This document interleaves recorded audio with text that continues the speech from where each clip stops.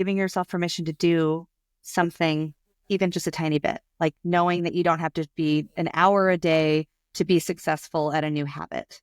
Sure. And so I, go out in the grass for 2 seconds if that's all you have. I don't care. Like giving yourself permission to be messy and just try to add new things. Messy is huge for me. I love messy action. I love just showing up even if I have no idea what the hell I'm doing.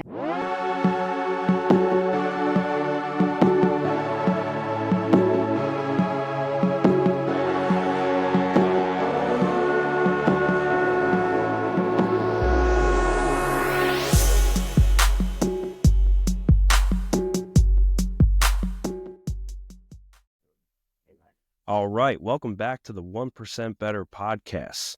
Today we have on Jen Haddix. Jen, welcome. Thank you so much. I'm so excited to be here. Likewise. So, little background on yourself. Sound healer, yoga teacher, spiritual business coach. That's a little bit of my homework, but in your own words, how would you describe yourself and the journey that you've been on? That is a very big question. Loaded. Describing myself now, where I'm at, like you said, spiritual business coach, sound healer, yoga teacher's a little bit on the back burner. It's not as what I'm as passionate about right now, but something in my toolbox. But what I really am passionate about at the moment is empowering as many people as possible to do what their desires are and what their soul wants them to do, rather than what they think they should do. What, get the 9 to 5, do the thing that they're told to do, but actually try to get in touch with that thing that really makes their heart sing and they know that they came to earth to do. And I believe that that's how we heal the world and make it a better place, is by creating authentic humans that are sharing their gifts. And so that's what I do with my spiritual business coaching. Sound healing is a whole nother leg of healing on its own. I also facilitate ceremonies and retreats. And so really just a big part of me is I came from a crazy background. I've been on a healing journey, and I'm at a place now where I'd like to share that with other people. Excellent. I'd love hearing that. And when you're finding these people that need to find their purpose, are they reaching out to you, or is it more of you kind of noticing what's going on with people in their lives and saying, hey, I could be an advocate for you to really get you in tune with yourself? They are reaching out to me. So I'm going to bring up something that I don't know if you've had anybody on this podcast talk about. Are you familiar with human design? No. Okay. So when we get off of this, I want to tell you, you should do yours. It's amazing. So human design is kind of like astrology on steroids. That's how I see it. And I found out my human design a few years ago, and it just changed the way that I do everything. And so I'm a projector, which is only 20% of the population. And we actually are supposed to wait for the invitation. So if I were to go around and tell people things and when they didn't ask me, I would be miserable and they would not want to hear it. And so long story short, if anybody resonates with human design or you haven't done your human design chart, I highly recommend it. It will help you figure out how to do your life in the way that you were designed to do it. And it's just as simple as doing an astrology chart. You just have to know your time of birth and place of birth. But yeah, so long story short, I let them come to me, but then when they do, I have that ability to see the magic within them that maybe they can't see in themselves. Got it. So how long does that process typically take?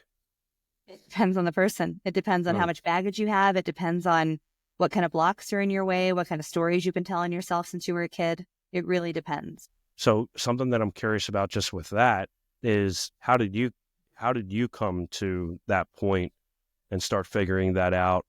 Who introduced you to it? I mean, I've been in the space for a long time. I've got a lot of mentors and friends in my space. So one of my biggest mentors, she's actually a psychic reader. She's been a psychic reader for 20 years, and she's also a business coach. And so I've been in her space for quite some time, and she's kind of mentored me and helped me see some of this, but a lot of it is intuitive.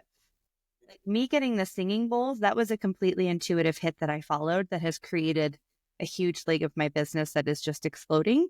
And I never would have thought of it before. I'm a musician, so I used to do musical theater, and I'm a singer by trade. And that was something that I've always loved to do, but I couldn't figure out how to incorporate it into my business. And then that kind of came through. And now it's my absolute favorite thing to do. So with this guiding, going down that path, is it kind of like once you figure that out, you start recognizing situations and where to go? It helps you find your path a little bit better of instead of like, man, I really cannot figure out this decision or make this decision. Once you have those answers and that starting point, you then, to what you were just talking about, you found sound healing through that. Is that what I'm understanding correctly? Yes, but again, I think it's very different for everybody. And the world that I operate in is not very black and white.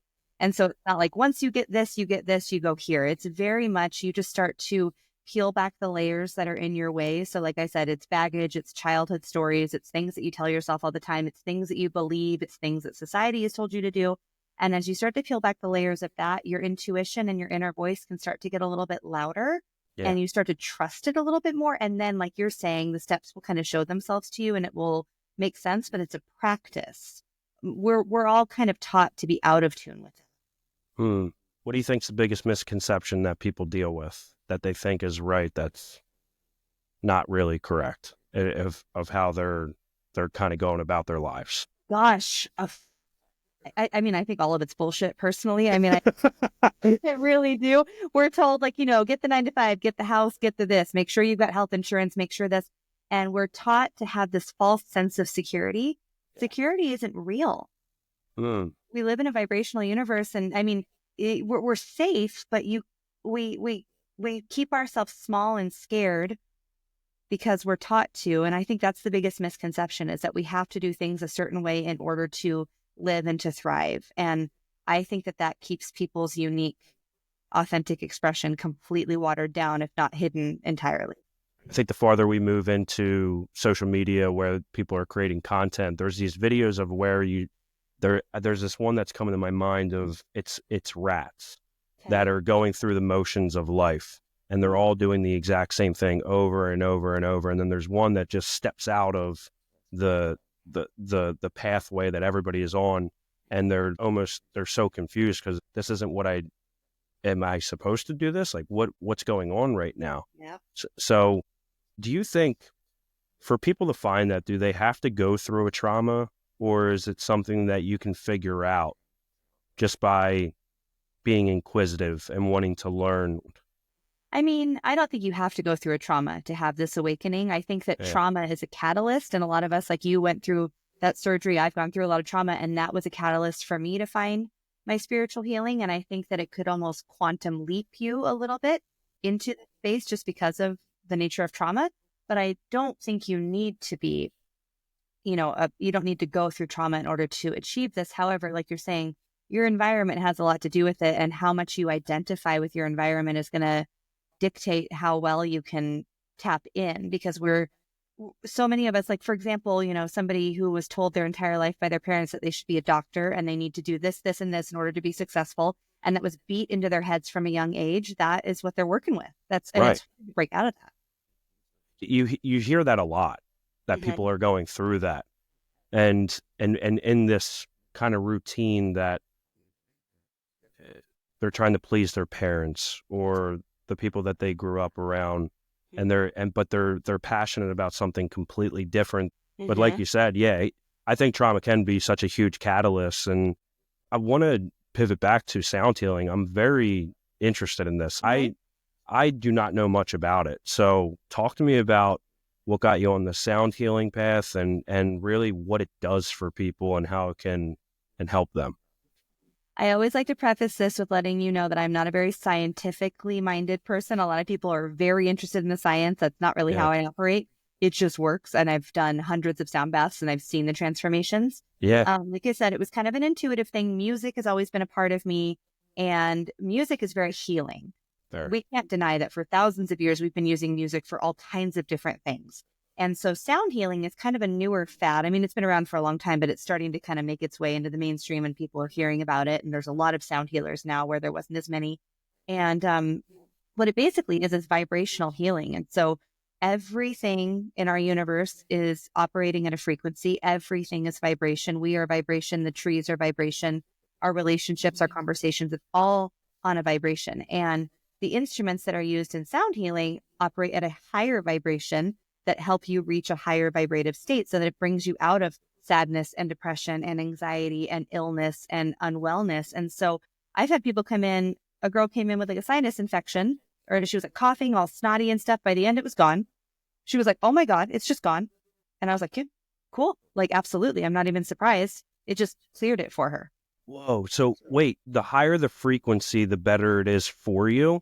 Is low Yeah. frequency not good for you? So like I'm completely blind on this. So I'm just curious, like what, so if I get sinus infections, so that's why I'm like You're very like, oh, interested in that looking too. up, I'm like, like, yeah. yeah. I come in with a sinus infection.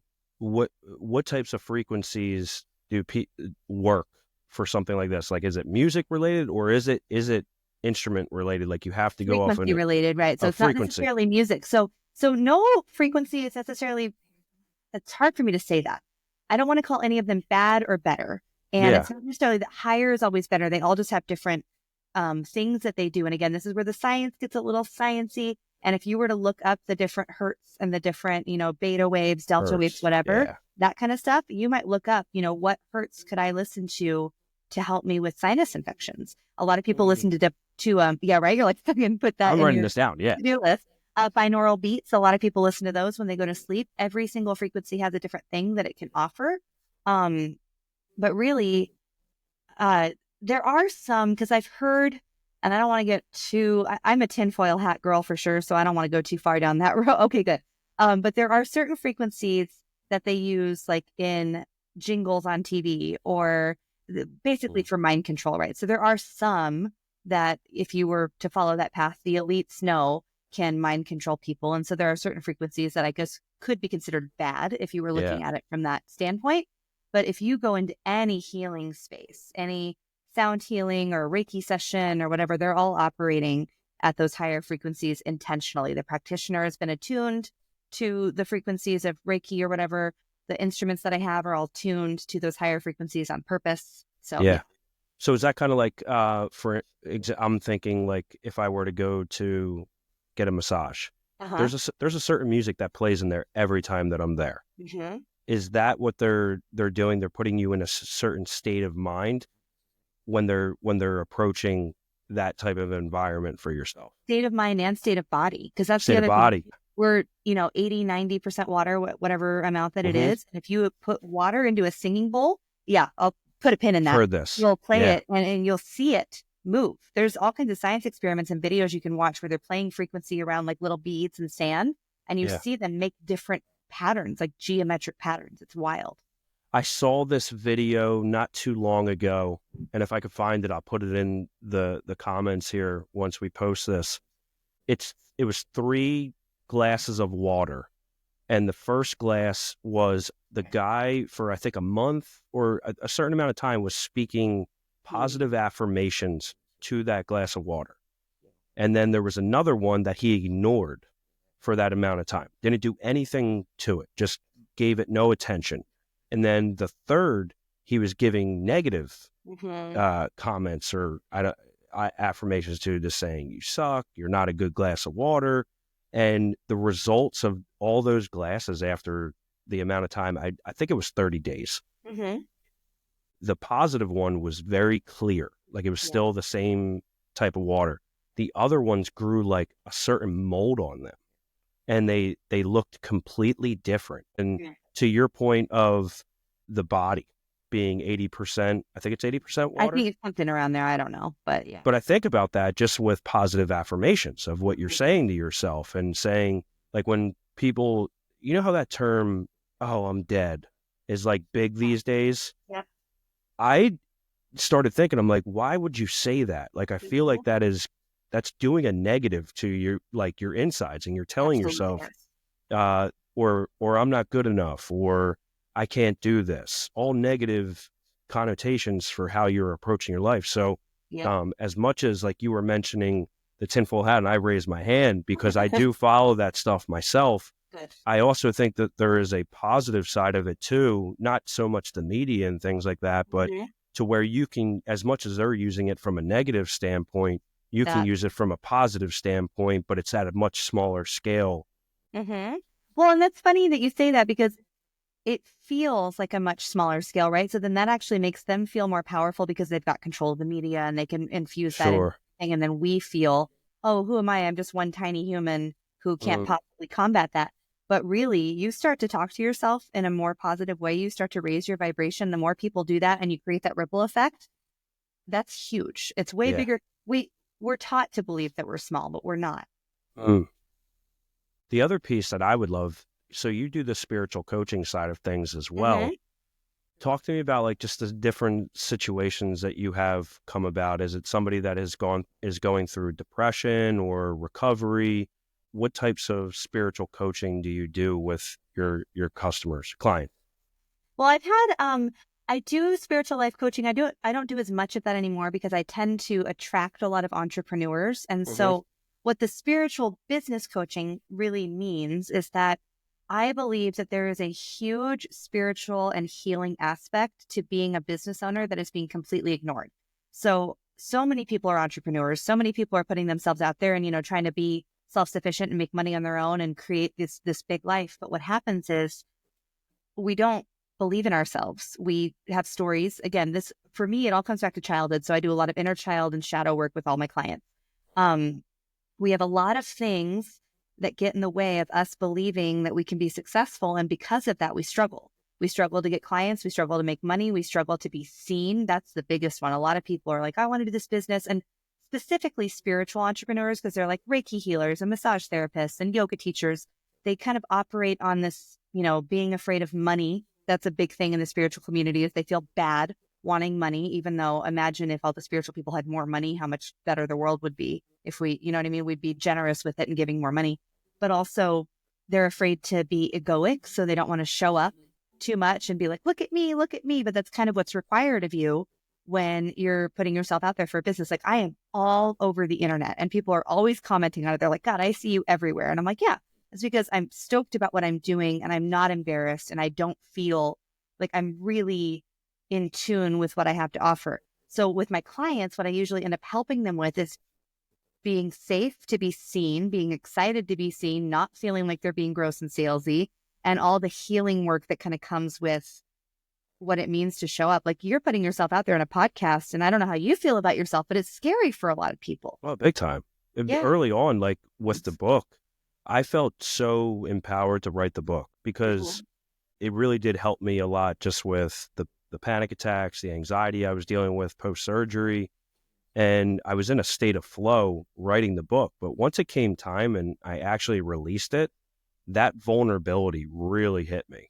I'm like, wow, all these people are about to read my story and hear stuff about me that I've never put out there. That whole book is things that I've only shared with people that I've worked with over the last decade. And that's a work environment, but at the same time, there's so many different personalities and different walks of life that are going to read that stuff now and see it. So yeah, that state of vulnerability really hit me, even with the podcast, having conversations and now even talking about it right now, like this is going to be out there at some point. So I definitely have felt it. And I guess a follow-up question to you is, how do you get over that? Well, my follow-up question to you really quickly is, how did you get over it? Like, was it very confronting to you? Did it bring up a bunch of stuff? I think what the surgery did, because I've always had, I think there's a mixture of an introvert version of me and an extrovert version of me. So I've always been like, I could walk in a room and not know anybody and make friends, just to naturally start having conversations. But I've also been that same person that I am perfectly cool with not going out for multiple days and being by myself, reading or watching a show and just spending time with a couple people. And so I have these two sides of me, but I got to a point with the surgery, getting that news of told like you have something on your brain was like the oven was turned on to broil. And I felt it through my whole body. And my first thought was like, dude, there's so much stuff that you didn't do yet. You're about to get cut down in the early years in the scheme of things. Yeah. Like you just you missed out. I like had this like little voice in my head at that moment of like, I'm just hoping I get through this. Like everything's going to be okay. And I went into a coma for a couple days right shortly after that. And when I woke up, I had closure of what was wrong with me and the next steps that were going to be taken. And I kept just telling myself through that time and being around the people that were closest to me and like understanding what was most important, I started understanding that I could do whatever I want. Like I truly can do whatever I want as long as I give myself the okay. I didn't know what I was going to, like, I didn't know I was going to write a book. I didn't know I was going to start a podcast. I don't know what's next for the 1% Better brand, but I know that it's going to continue to grow because I'm going to allow it to grow. Yeah. So that was like the big thing for me. I got another shot, I think is the best way I looked at it. It was just like the person in the hallway next to me in the hospital had the exact same thing as me, her cavernous malformation, which is what I had. I think it was a centimeter off from where mine was at, and she was paralyzed. Just to show you the difference in like just the smallest level of things and getting a second opportunity to do all this stuff, I'm not going to waste it. Like, no, there's nobody that can say like, hey, you sound a little weird on the podcast, or like, I'm doing it for me, not you. So yeah, exactly. Yeah. See, and not a lot of people have that necessarily, that opportunity that you had in order to have that sort of awakening moment. Not that I'm saying that that's good. I mean, that's traumatizing. And we talked about it earlier. Like, do you have to go through that's why I asked that question. I'm like, do you have to? Okay. And I would say no, but it definitely got you there faster. So it did. Yeah. So Big the time. idea would be for anybody listening is that you basically got to get over what other people think. You really, and so what I usually tell my people is that your mission needs to be stronger than what people think of you. So I'm not for everybody. I'm not going to be appealing to all of the people that want to start businesses. It's the people that know that whatever it is that they have is going to make the world better and them better. And they feel so passionate about it. Even if they don't know how to do it, they're not sure how to execute it. They just know that they've got something that the world needs. And they might not even know how to vocalize it yet, but they know deep down that it's important. When you can connect enough to that, which I've got exercises that I do to help people figure out what that is and, vocalize it and come up with a mission statement and all of that. But you have to connect to it so deeply that you don't care as much you're still going to care a little bit what people think. It's hard to put yourself out there, but for you, you're like, I'm not doing this for you. I'm doing this for me. I felt that vulnerability, but it didn't stop me. Like, it was like, shit, they're about to hear some stuff, but I was like, I don't care enough. Like you said, you're always going to feel it. Which one outweighs one another?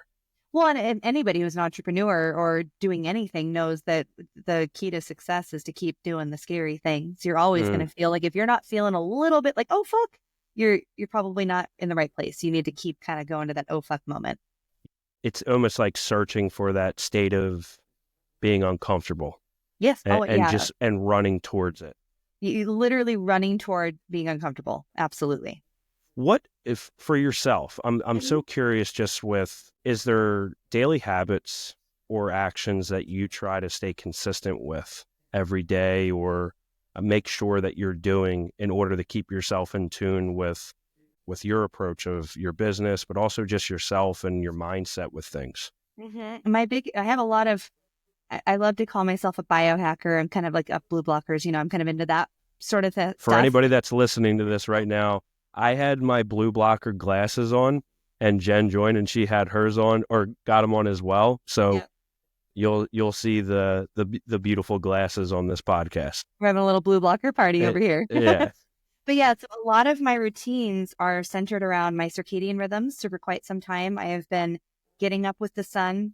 I can't really go to the bed with the sun right now because it goes to bed at like 5 p.m. and I have stuff to do and it's hard. So I keep the blue blockers on until about 8. But I keep myself in the rhythm of the sun.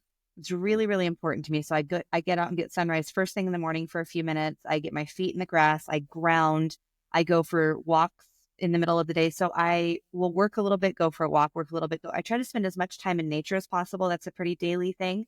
And I am on my computer a lot because I'm entirely self-employed, but I always have to do everything on my computer. So I just make sure that I spend as much time away from devices as possible. So like at night, I turn off the Wi-Fi, my devices leave the room. I don't actually watch TV ever. I'm not a TV person at all. And that's really important to me specifically because I just feel that there's so much vibrational confusion in I think it's really important to be intentional about what you're consuming, whether that's on social media or TV or whatever. There's a lot of messaging in everything that will continue to feed those stories of I'm not good enough if you're not paying attention. Sure. So that would be like my biggest thing is the circadian rhythm. And then I'm not I'm not very good at meditating. I go in and out of that habit. I do too. I love it, but then I, fall off, and it's hard. And I'm sure anybody listening knows how hard it can be to stay consistent with meditation. But I am very consistent with exercise. It's really very helpful for my mental health and keeping me motivated. And I'm a workaholic, so I just have to check myself all the time and just make sure I'm kind of stepping back and taking breaks and making sure that there's joy, because we can get so consumed by our businesses and by our lives that we forget to have fun. And I think fun is really important. How do you prevent your burnout for yourself? Taking breaks and having fun. Yeah. And I have to be like called out. My boyfriend will sometimes be like, all right, we need to like, you're kind of in the hole. You need to get out of the hole for a minute. We're going to go to Hawaii in about a week, and that'll be really nice. And so, oh, nice. Very cool. Yeah. I'm about to turn 40. So we're going to Kauai for my birthday. Awesome. But I'm already thinking about like, when can I do some work while I'm like, I'm really, really obsessed. But yeah, so preventing burnout, again, I think it's different for everybody. If you get a chance to listen to do your human design, it will give you some really big tips on how to handle that for yourself. As a projector, I am supposed to work in like 3-hour spurts and then rest a lot. Like it's a different kind of thing. And so that's a whole like another leg of this conversation that we could either touch or not. But that would be how I prevent burnout, is just trying to have more fun, remembering to have joy, and also remembering to enjoy the journey, because I'm always so focused on where I'm going. And I know a lot of us do that. You're making a face like maybe you do that too. Like, we're looking at the numbers, we're looking at the metrics. We're so excited about what we want to have. We forget that it's miraculous just to be human right now and everything we have right now. Staying in the moment is one of the most difficult things I think we are embarking on as a society right now, more than ever, just with the technology and the instant gratification of what we see everywhere. I really like what you mentioned just about not just watching TV and protecting your vibration and your frequency of what you're on and where you're at. Another thing that you mentioned earlier was getting out in nature. I think that's super powerful too, and getting in line with your circadian rhythm that you're on. I have a book back here. I'll pull it out. It's called Sleep. Nick Littlehouse, I think, is the author, but talks a lot about that. It's a really good book. But there was another one that you mentioned was, you didn't use the term earthing, but getting your feet in the ground. Yeah. How long do you do that? Like, how long do you try to set aside for making sure that you do that until you start feeling the energy from doing it? There's so many benefits. I love doing it, but right now it's 10 degrees outside. So I can't do that until probably around March, April, since I'm in Pennsylvania. But it's kind of like a cold plunge for your feet. It would be good. Yeah. Oh, that's a good point. I didn't think of it that way. Yeah, because you can actually, if you don't want a fully cold plunge, you can put your face in a bowl of ice water and it will give you the same benefits. So I imagine putting your feet out on the cold grass, so this is something that I want to share, because I think that this gets in the way of a lot of people employing new habits, because they're like, well, I don't have an hour a day to do blah, blah, blah, blah, blah, blah, blah, blah, blah. Like, sometimes I get sunrise for 60 seconds and that's it. Sometimes I don't sit out there for 10 minutes. A lot of the time I don't, because I got stuff to do. But if you can start to just show up, even if it's for 60 seconds, give yourself credit for that. So sometimes I stand in the grass for a second. I go take my little hot cup of coffee. I take my dogs out. I stand there. I get the sun and I'm like, cool. If I've got more time, I'll do more. But if you can give yourself permission to just do it a little bit and just start adding it into your day and then habit stacking from there, we beat ourselves up so much. That's why it probably is hard to meditate, because we're like, well, I missed 3 days and never mind. I'm just not going to do it anymore. And that really, if you've meditated 60% of the time versus never, and it's not every day, you're still getting the benefits of it. We're just so hard on ourselves about being just no days off, boss bitch energy all the time. And that's just, we're not doing that anymore. Yeah. Energetically as people. I don't think it's good for us. I'm with you on that, like going in and out of meditating, but just doing the practice of meditation has helped me be more mindful, even when I'm not doing it. I think I've gone probably 2.5 weeks without meditating. Mm-hmm. I still have moments though, like where I'm like, take a step back or feel present in this moment. So I have a 21-month-old, almost a 2-year-old, I should say it that way. Like, there's something new going on every single day. So for me, I try to be as present as possible when I'm with her by not having my phone in my hand. And there's times that I do, but like Sure. we try to be very proactive of making sure that there's no phones at the dinner table. We're eating together. We're doing something in the present moment. I might sound like a broken record for people that have listened to other episodes because I love this quote of the past is history, the future is a mystery, and today is a gift. So stay present. And I think there's so much power to that. So much. Yeah. Absolutely. All the power is in the present moment. And so, Yeah. like you said, even if you haven't meditated in 2.5 weeks, any meditation you've ever done has taught you just 1% more mindfulness. And you get to have, and that's the practice. That's all it is. Yeah, It doesn't totally. have to be hard or scary. When you're working with people, is there a certain time frame that they're working with you on? Is it like a week, a month, or is it kind of until they feel like they have not hit that end goal? Because we were talking about enjoying the journey, which is really Yeah. tough for people that really enjoy the journey and enjoy the dirt going through Yeah. the It's hard. issues. Do, Absolutely. do, do you guys decide on what that end point is, or is it kind of just go until you feel that accomplishment? It kind of, I really think that any coach or teacher or therapist or healer that comes into your life is going to be there for a season. And the season might be 2 months, it might be 12, it might be 24. You know what I mean? Like, so teachers will come into your life and go. And so of course, I set up, like I just signed on a new client. We're doing 3 months because we came up with the scope of work and what she wanted to do and what she was working through. And then I'll usually re-up if they feel like they want to keep going. I did just start a 12-month group program where I created modules for all the stuff that I really think would create the transformation that people want when they come into my space. But it's hard to quantify because, again, everybody is different. And sometimes you don't even know what shit you're going to go through until you start. And then you start kind of like peeling back the layers. You're like, oh my God, there's so much in there. So then we just kind of keep going through that. And then you're with me as long as it feels aligned. And then if you need to move on to a different healer, there's so many different kinds of healers out there and guides and teachers that, that would be, I don't think that there is an end destination. We all want there to be. And especially in business coaching, people are like, I get you from A to B and that's it. And that's just not how it works, because once you get to B, you're going to go toward the next uncomfortable thing. You're going to want to level up again. You're going to need to hire another coach. Maybe Whatever back that to might be, A. there's probably some other letters that we've never even seen before. They're out in the universe. You know what I mean? Like, it's just, if you can get comfortable with the fact that you're never going to get there, you'll win. You're going to get lots of wins along the way, and you're going to feel amazing, and you could have an amazing, abundant business. But there's no end point. There's no finish line. Yeah. And that's hard for people because we want to like check the box and be done and say, I did it. But once you do it, you're going to just go to the next thing. So you might as well just get comfortable with it. Yeah. We're in a constant state of motion. So it's like, just enjoy, like, as you're going forward with things. And there was, I saw a quote that you had that I loved, and I actually wrote it down and I wanted to bring it up. It was, you often talk about breaking away from the matrix. I think you'll agree with me. The Matrix is a documentary, but it absolutely.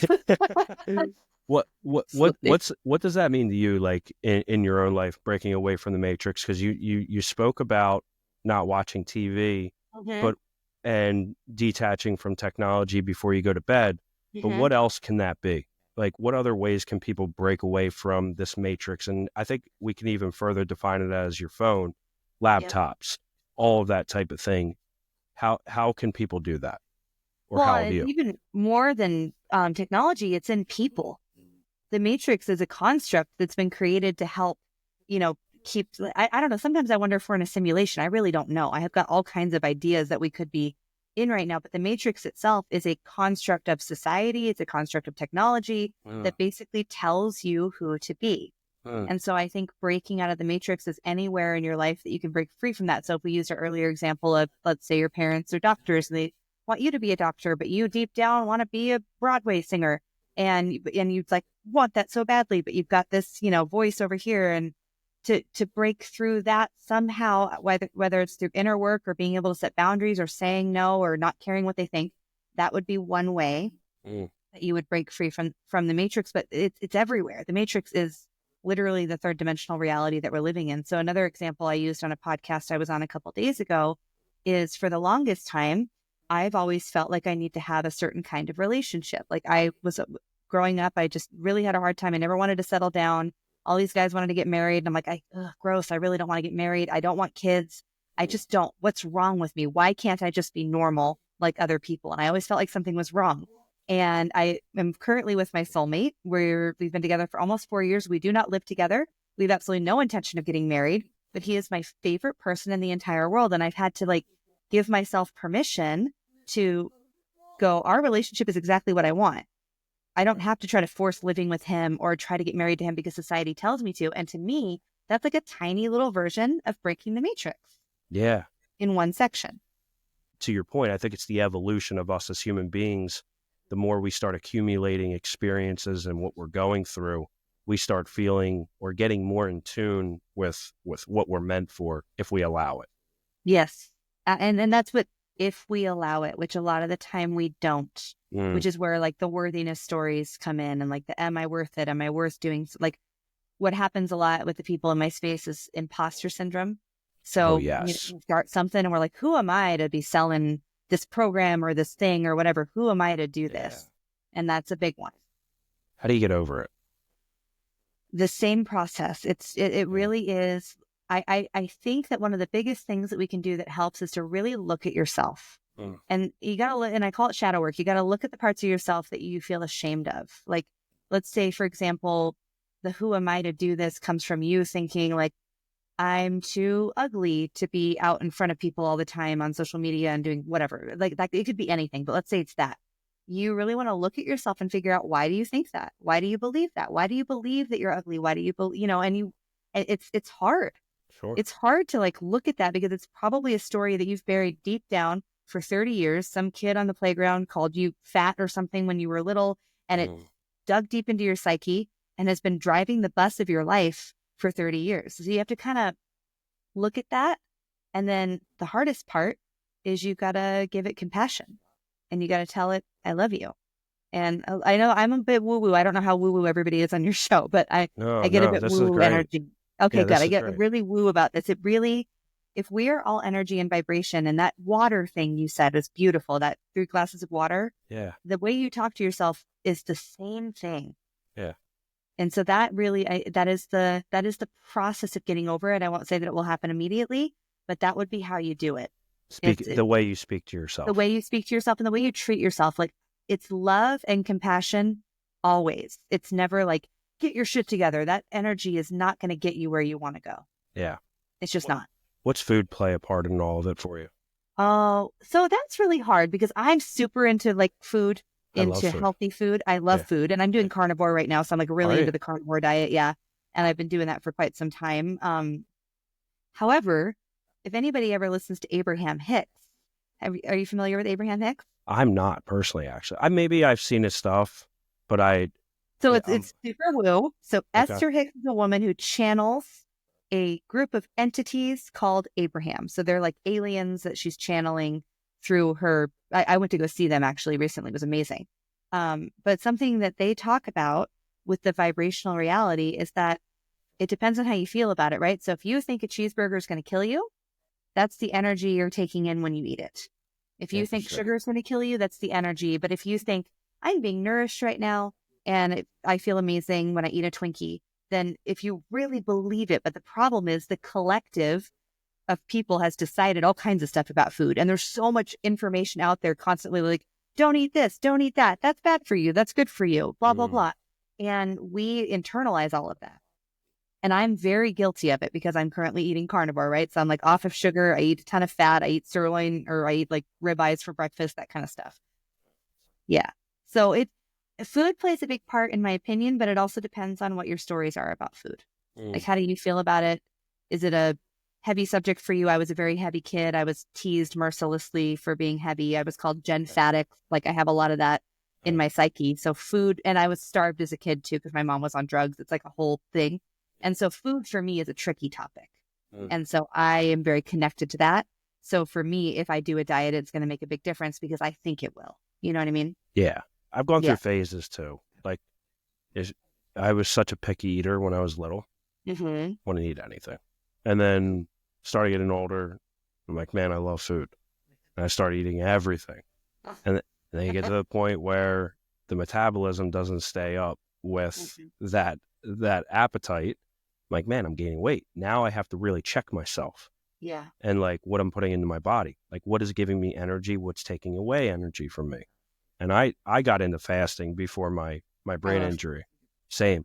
The clarity, I think the mental clarity that you get from fasting, for me, it was, I didn't eat, or my window of eating was 1 to 6. So I had a 5-hour window. And it was good enough for me. It was like I black coffee in the morning, tons of water with electrolytes, salt.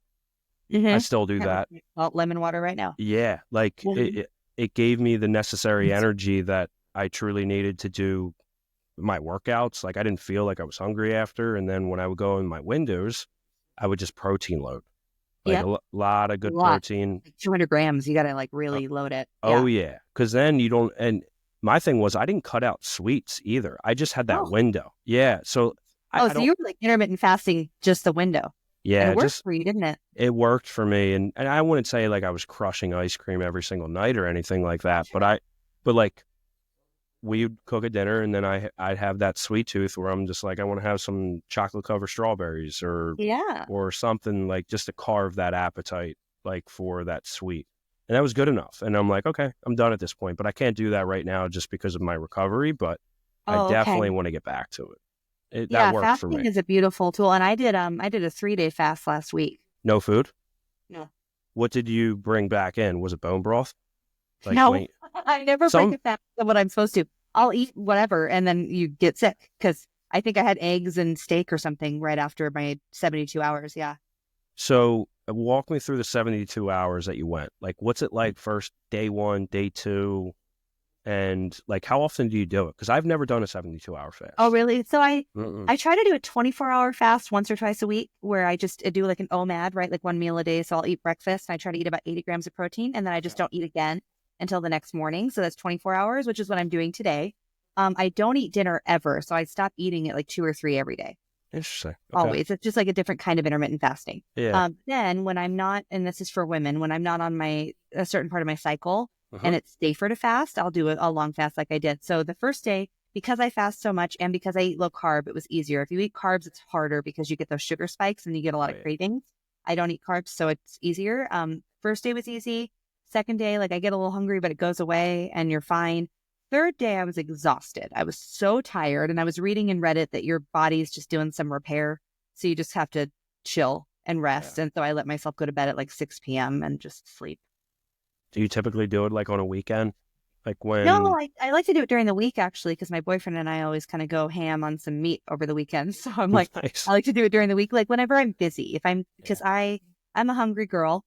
So if if I don't have a lot to do, it's easy for me to want to eat something. But today, I knew I had a sound bath right before this. I've got an interview right after you. I've got a long day of stuff. I was like, cool, I'll stop eating at 9 a.m. and then I'll be good till tomorrow because I got plenty to do. So I just kind of try to arrange it that way. Awesome. Really, the foundation of this podcast is improving yourself just 1% better every single day. Finding some way to improve yourself. What's 1% better mean to you, and how do you approach it? It's kind of that same idea that I shared, just giving yourself permission to do something, even just a tiny bit, like knowing that you don't have to be an hour a day to be successful at a new habit. Sure. And so I, go out in the grass for 2 seconds if that's all you have. I don't care. Like giving yourself permission to be messy and just try to add new things. Messy is huge for me. I love messy action. I love just showing up even if I have no idea what the hell I'm doing. And I think that that's really, that's how you're going to improve. If you're always too scared to just move forward, that 1%, because that 1% turns into 2, turns into 3, you know what I mean? So if you can keep going, it compounds. And so that would be, if that answers the question, kind of how it does. Yeah. I love that term, messy. Like give yourself permission to be messy because there's so much paralysis by over and analyzing like what you're doing and I'm getting into the podcast game and look at where these people are at and what they've done. And I'll never get there. Like, and then that goes back to the self-talk. So it's like everything is so connected to one another. And that's what I'm learning on this journey too. It's like speaking to different people, and it's all connected with one another. So what's 2025 look like for you? Yeah, this program that I just launched is like my big 2025 project. So it's called Sacred Leadership Academy. And it's my first, I do a lot of one-on-one coaching. This is my first group coaching program that I've launched. And so the idea is to bring together a community of people that are doing this kind of work, that this is very isolating when you're building a brand and you're doing your soul's work. You're just you and your computer, right? And it can be very easy to get into who the hell am I to do this? And so I've created a program that guides the people in it through, they have the community, but they also have the healing, the embodiment, the leadership work, all of the stuff that I can teach you. And it's a 1-year program. So that's something that I'm really nurturing this year. And then I've been hosting retreats for a while, but I'm hosting my first retreat by myself at the end of this year in September in Grass Valley, which you're on the East Coast, so you're probably not familiar with that, but it's a very hippie area in California. And then I'm doing sound healer certifications. I just started doing those. And so I'm the only person in Reno doing it. And so I'm certifying other sound healers, and I'm creating like a mentorship for them. So they get to come to my sound baths and assist and practice and that sort of thing. So that's a really big part of where I'm going in this next year. Incredible. Yeah. Thank you for asking. Yeah. Last question I have for you. How can we support you more?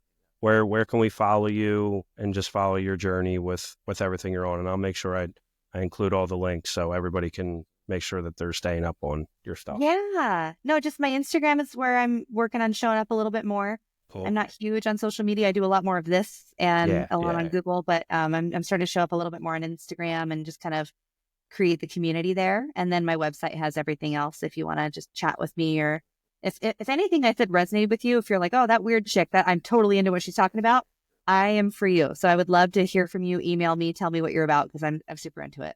Well, I'll be the first to say it. No weirdness there. This is all great stuff. I've thoroughly enjoyed our conversation and would love to have you back on at some point too, and dive deeper on some other topics that we gave everybody part 1, but there will definitely be a part 2, I feel like. And when we come back, we might have hats on, so you might want to. Yeah, we'll add that for the viewers for sure. So, Jen, thank you so much for joining the 1% Better podcast. Thank you again, and we look forward to everything that you do this year as well. Thank you so much for having me. I appreciate it. You got it. Take care, everybody.